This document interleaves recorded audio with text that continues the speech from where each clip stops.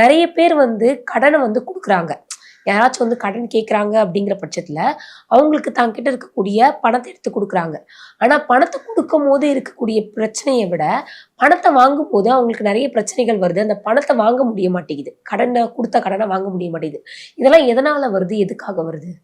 இது வந்து நீங்க பொதுவா கேட்குறீங்க. இதுக்கு வந்து உதாரணமா சொல்றதா இருந்தா, அவங்களுடைய பெயர்களே காரணமாக அமைகிறது. இப்ப உதாரணமா சொல்றதா இருந்தா, சமீபத்தில நான் பார்த்த ஜாதகம். அவர் பேரு ஓகே. நாகேந்திரன். இவர் என்ன பண்றாருன்னா, ரெங்கசாமின்னு ஒருத்தர்ட்ட கடன குடுத்துடுறாரு. நீங்க சொல்றத வச்சு பார்க்கும்போது பேரும் செட் ஆகாதவங்க கிட்ட ஆமா, கொடுத்தாலே பிரச்சனைகள் வரும். ஆமா. ரெங்கசாமிங்கிறவர்ட்ட பணத்த குடுத்து புடுறாரு. அது ஆன்லைன்ல பார்க்குறோம். ஏதோ பணம் போய் லாக் ஆயிருக்கா? இந்த திசைக்கும், இந்த புத்திக்கும் எங்கேயாவது பணம் போய் லாக் ஆயிருக்கும். ராகு திசையில ராகு புத்தியே ஓடிட்டு இருக்கு. அப்ப இந்த யாராவது ரெங்கராஜ், ரெங்கசாமி இப்படி பேர் கொண்ட ஆளுகிட்ட பணம் குடுத்து ஏமாந்தீங்களா?